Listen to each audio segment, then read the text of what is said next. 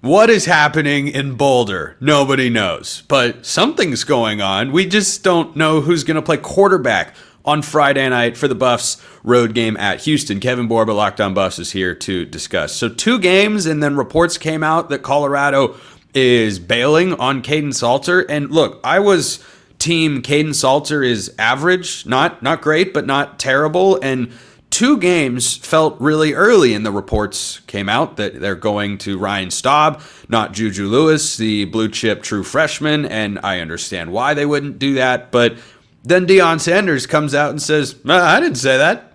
I'm not saying who's the quarterback. You don't know. I don't know. Kevin, your read on what feels like a chaotic situation, and to me, it feels like an overreaction when we are not even a quarter of the way through the regular season. Yeah, I think with Caden Salter, I was on team. He could be really good, but he's team. I was probably like he's team. He's solid.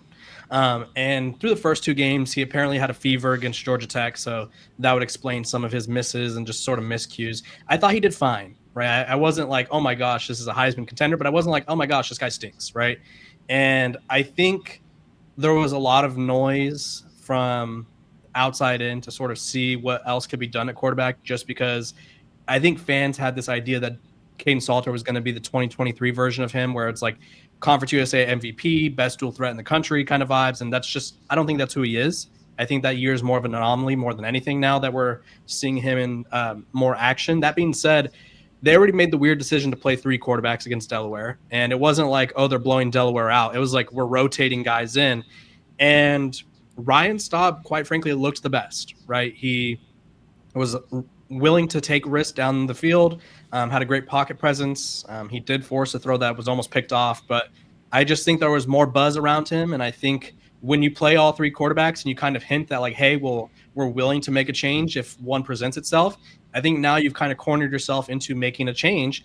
And I think when it comes to Deion denying Pete Thamel's report, I think it's just one of those things where I think he wants to be the one he wants to control the narrative, right? He doesn't want news to be broken on his behalf.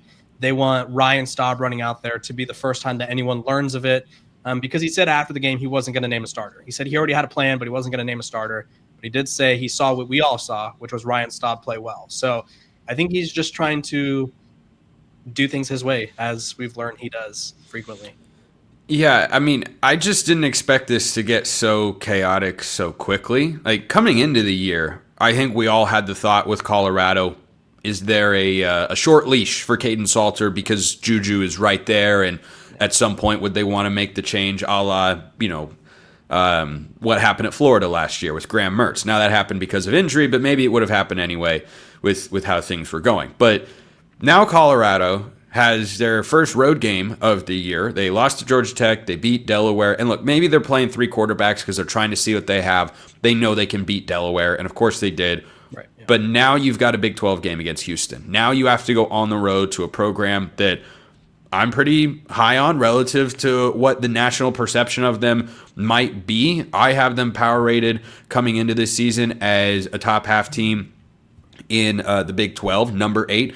As a matter of fact, this is a game that is on the road, and I don't think that Colorado can afford to just go into Houston and say, we'll play this guy, play that guy. Maybe we'll give this guy another series. Maybe we'll throw the freshman in. Like, you can't do that against this Houston team, or it's going to get ugly. Cougars are favored, according to our friends at FanDuel, by up to 6.5 points now. I think the public kind of stretched that out once they heard all the quarterback news and chaos that we just discussed. But going into this game, it's got to be one guy, right?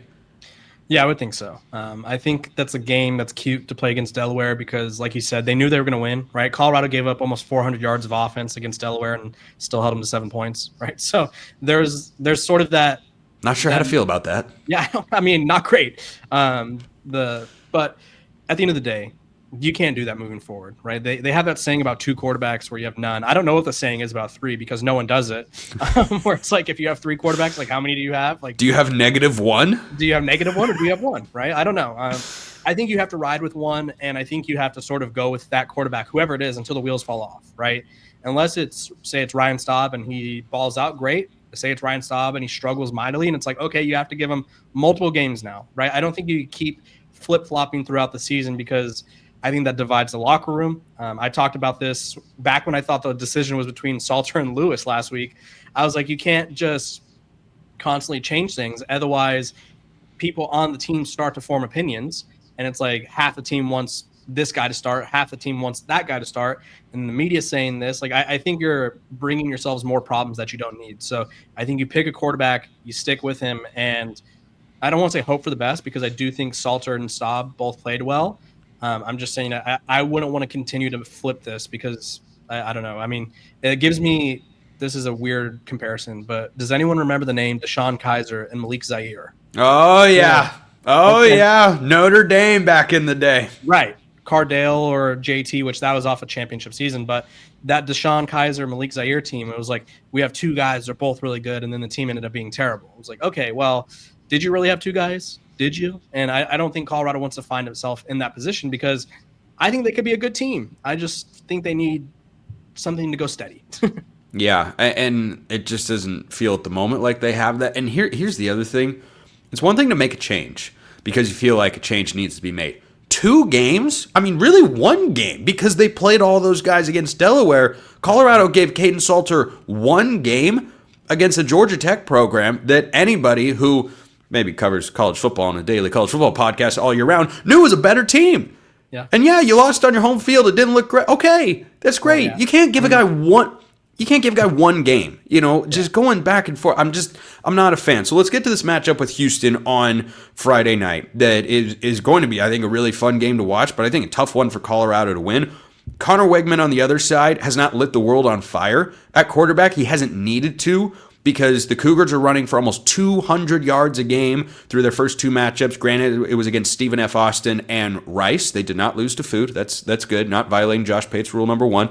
But I look at what Colorado had in the game against Georgia Tech defensively and then against Delaware, and I go, boy, Connor Wegman might only need to go for 170 yards passing in this game, and they still might be able to win. That's the number 1 key for me to going into this game, even more so than figuring out the quarterback situation. If you're on the road and you're getting demoralized by a ground game to the tune of almost 200 yards and Georgia Tech went for over 300, I don't think Colorado has a shot. Yeah, I think Colorado's been tough to read on defense, honestly. That Georgia Tech game, they forced 3 turnovers in the first 3 possessions, which was like, oh, great. Then they didn't do anything on offense, right? But I think the thing that really hurt them against Georgia Tech was not being able to stop Haynes King.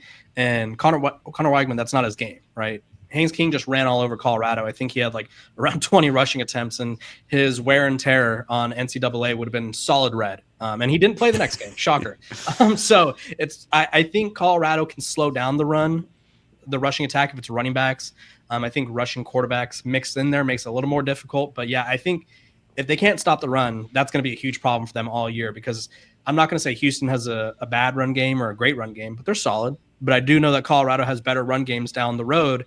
And if you can't stop Houston and you can't stop Delaware and you can't stop Georgia Tech from running the ball, it's going to be a long season. And I think the key is making Connor Weigman beat you with his arm, right? Because he hasn't really, throughout his career, he hasn't shown that he could do that. We could go back to the Texas A&M days. He has not been the quarterback that's going to throw for 400 yards and beat you. He's not Josh Hoover, we'll put it that way, where he's going to throw for 400 yards or Sawyer Robinson, however you say his name, and throw for 500 yards and 5 touchdowns and will your team to victory. That's not his game. It hasn't been yet. So make Houston try to win that way. And I think that's Colorado's key to success there.